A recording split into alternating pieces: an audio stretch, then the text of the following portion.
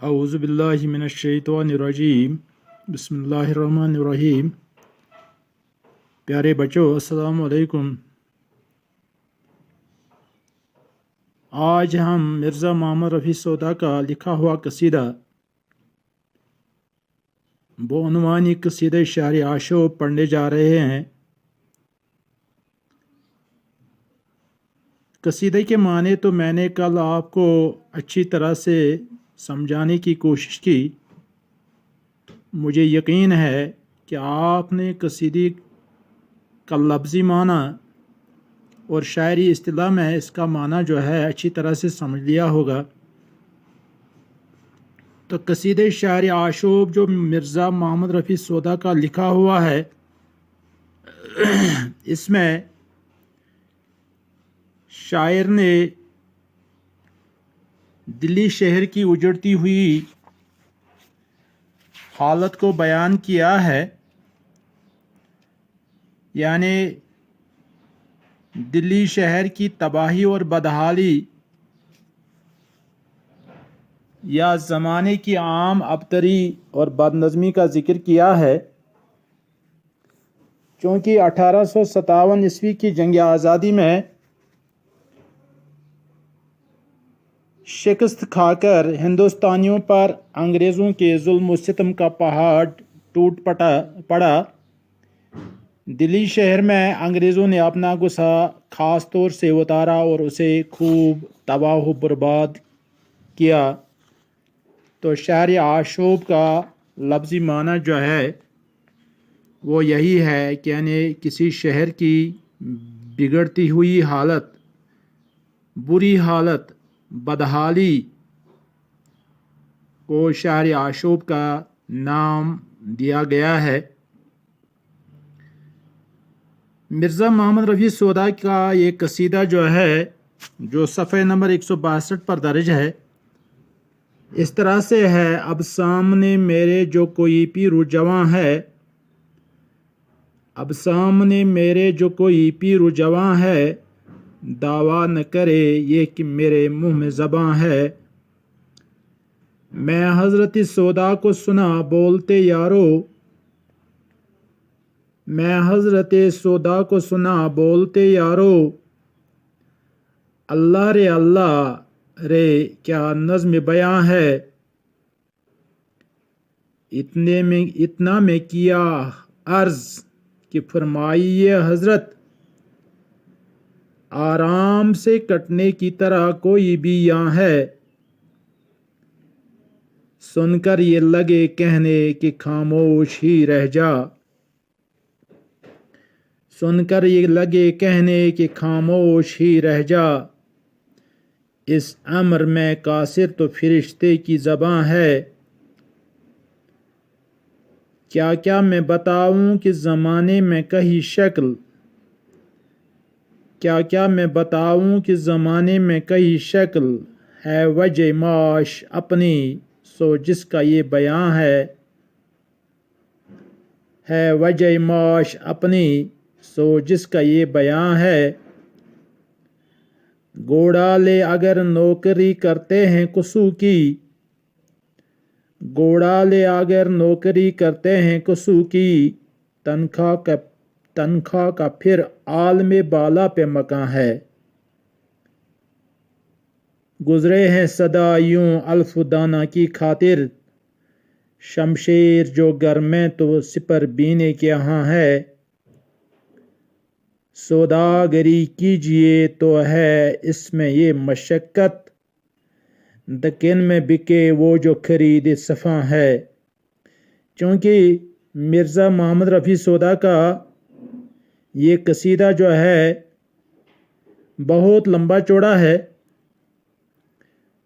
تو ان اشعار کی ہم تھوڑی سی وضاحت کریں، ان اشعار کو ہم تھوڑا سا سمجھنے کی کوشش کریں، تو اگر انشاءاللہ وقت نے فرصت دی تو آئندہ بھی جو اس قصیدے کا باقی حصہ جو ہے وہ بھی ہم پڑھیں گے انشاءاللہ۔ تو پہلا شعر جو ہے: اب سامنے میرے جو کوئی پیر و جواں ہے، दावा न करे ये कि मेरे मुंह में ज़बां है। इस शेर में मिर्ज़ा मोहम्मद रफ़ी सोदा फरमाते हैं कि मेरे सामने जो बूढ़ा और जवान है, पीर कहते हैं बुढ़ापे को, बूढ़े को, पीर और जवान यानी बूढ़ा और जवान। हाँ, अब सामने मेरे जो कोई पीर और जवान है, दावा न करे ये कि मेरे मुंह में ज़बां है। तो इस शेर में मिर्ज़ा मोहम्मद रफ़ी सोदा फरमाते हैं कि मेरे सामने जो बूढ़ा और जवान है वो ये दावा न करे कि मेरे मुंह में ज़बां है या मैं भी कुछ कह सकता हूँ, यानी मेरे सामने किसी की हिम्मत नहीं, मेरे सामने किसी की ताकत नहीं कि वो अपनी ज़बान खोले। यानी इस शेर से लगता है कि मिर्ज़ा मोहम्मद रफ़ी सोदा ने सन्नत तआला का इस शेर में, इन इब्तिदाई अशार में इस्तेमाल किया है। तो कहते हैं कि मेरे सामने कोई बूढ़ा या जवान शख्स जो होगा वो मेरे सामने बात भी नहीं कर सकता, वो मेरे सामने अपनी ज़बान नहीं खोल सकता। दूसरा शेर है, मैं हज़रत सौदा को सुना बोलते यारो, मैं हज़रत सौदा को सुना बोलते यारो, अल्लाह रे अल्लाह क्या नज़्म बयां है। तो इस शेर में शायर मिर्ज़ा मोहम्मद रफ़ी सोदा फरमाते हैं कि आए मेरे दोस्तों, आए मेरे रफ़ीको, मैंने हज़रत सौदा को शेर कहते हुए सुना है। वाह अल्लाह की कसम, अल्लाह रे अल्लाह, यानी अल्लाह अल्लाह, सौदा की नज़म क्या खूब है, कैसी नज़म उन्होंने कही है। और बोलने का सलीका, बोलने का तरीका और बयान करने का अंदाज़ जो है वो भी कैसा खूबसूरत और शीरीन है। यानी ये दूसरा शेर जो है इसमें भी लगता है कि मिर्ज़ा मोहम्मद रफ़ी सोदा ने सन्नत तआला का इस्तेमाल किया है। अपनी तारीफ़ में कुछ अल्फाज उन्होंने बताए हैं। तो तीसरा शेर जो है, अल्लाह रे अल्लाह, हाँ, इतने में किया अर्ज़ कि फरमाइए हज़रत, आराम से कटने की तरह कोई भी यहाँ है। तो इस शेर में शायर फरमाते हैं, कहते हैं कि मैंने सिर्फ इतना अर्ज़ किया कि हज़रत आप फरमाइए, इस दुनिया में क्या कोई ऐसा शख्स है जिसकी ज़िंदगी आराम से गुजरी हो, आराम से कटी हो। यकीनन यहाँ कोई ऐसा शख्स नहीं होगा जिसकी ज़िंदगी आराम से गुजरी हो। यानी ये दुनिया जो है मसाइब व आलाम का घर है। यहाँ जो भी आया उसे मुसीबतों का सामना करना पड़ा। यानी दुनिया में कोई ऐसा शख्स न होगा जो भी इस दुनिया में आया उसकी ज़िंदगी जो है कभी आराम में ही नहीं गुजरी होगी, उसे मुसीबतों का सामना करना ही पड़ा होगा। तो आगे जो एक और शेर है, सुनकर ये लगे कहने कि खामोश ही रह जा, इस अमर में कासिर तो फरिश्ते की ज़बां है। तो इस शेर में शायर कसीदे शार आशूब के वेब में फरमाते हैं कि ये बात सुनकर वो कहने लगे कि खामोश रहना ही अच्छा है, चुप रहना ही बेहतर है। क्योंकि इस बारे में फरिश्ते भी कुछ नहीं कह सकते।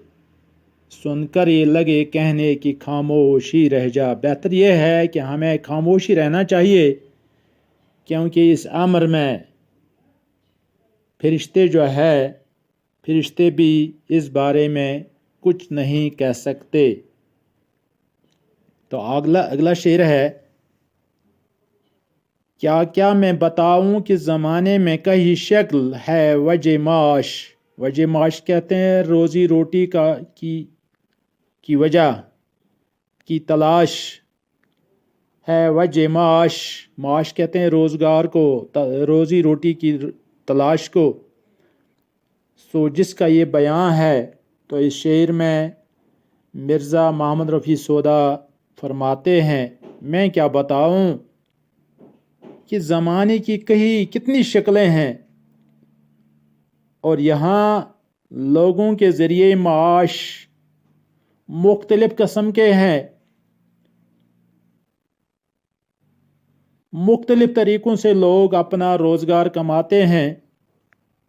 मेरा ज़रिए माश जो है वो ये है कि मैं तो शायराना कलाम सुनाकर लोगों से अपनी दाद हासिल करता हूँ, अपनी तारीफ़ सुनता हूँ, जिससे मुझे रोज़ी रोटी भी मिलती है, और मैं जिसकी तारीफ़ करने जा रहा हूँ वही मेरी रोज़ी का ज़रिया भी है।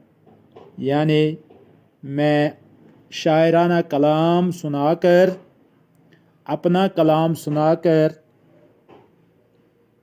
अपनी रोज़ी रोटी का बंदोबस्त करता हूँ। यानी मुझे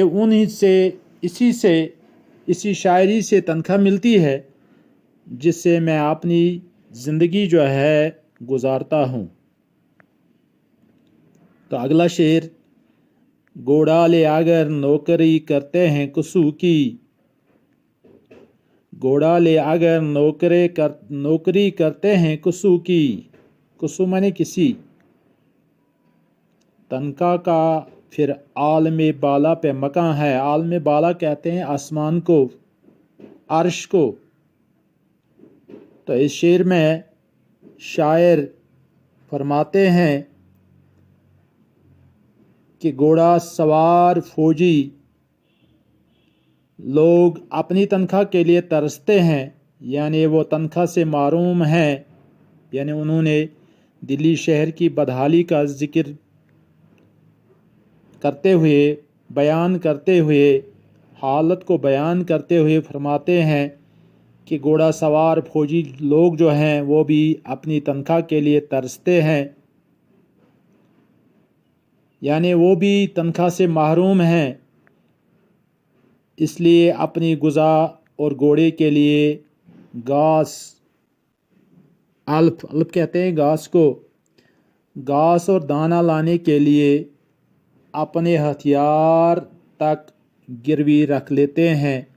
यानी मुश्किल से उनको अपनी गुज़ा और अपने घोड़े के लिए घास और दाना जो है वो मुश्किल से मिलता है। तो अगला शेर इस तरह से है, शमशेर जो घर में तो पर बीने के हाँ है, सौदागरी कीजिए तो है हाँ, गुजरे हैं सदा यूं अल्फ दाना की खातिर। शमशेर जो घर में तो सुपर बीने के यहाँ है। तो इस शेर में भी शायर फरमाते हैं कि आज के दौर में इंसान और जानवर की ज़िंदगी इस तरह से गुजर रही है कि घास और गुज़ा की फराहमी मुश्किल से होती है। इंसान अपनी पेट की आग बुझाने के लिए सुबह से शाम तक मसरूफ़ रहता है, और जो कुछ वो कमाता है दुकानदार के हवाले करता है। हाँ, अगर तलवार अपने पास है तो सिपर, यानी जिससे تلوار کے وار کو روکا جا سکتا ہے وہ کس کے پاس ہے؟ وہ دکاندار کے پاس ہے۔ یعنی یہ دلی کی حالت کو اس طرح سے بیان کرتے ہیں کہ یہاں پر روزی روٹی کا ملنا بھی مشکل ہے، حتیٰ کہ اپنی چیزوں کو بھی نفس کے وجہ سے گروی رکھنا پڑتا ہے، دوسروں کے پاس رکھنا پڑتا ہے۔ تو اگلا شعر ہے، سوداگری کیجئے تو ہے اس میں یہ مشقت، دکن میں بکے وہ جو خرید صفا ہے۔ شاعر فرماتے ہیں کہ تجارت یا سوداگری محنت و مشقت کے بغیر ہرگز نہیں ہو سکتی، کیونکہ جو چیز اسفان ایران کا ایک شہر ہے، جو چیز اسفان سے خریدی جاتی ہے وہ آ کر دکن میں بکتی ہے، یعنی بہت مشکل سے اس چیز کو ایران سے لا کر ہندوستان کے دکن میں بکا جاتا ہے۔ اس کے لیے تجارت پیشہ لوگوں کو بھی کافی محنت اور سفر طے کرنا پڑتا ہے۔ تو یہ تھے قصیدے شاعر عاشوب کے کچھ اشعار۔ انشاءاللہ اگلے موقع پر اگلا موضوع جو ہوگا وہ بھی یہی ہوگا، قصیدے شاعر عاشوب کے باقی اشعار، اگر اللہ نے چاہا کل پھر آپ سے ملاقات ہوگی۔ السلام علیکم ورحمۃ اللہ۔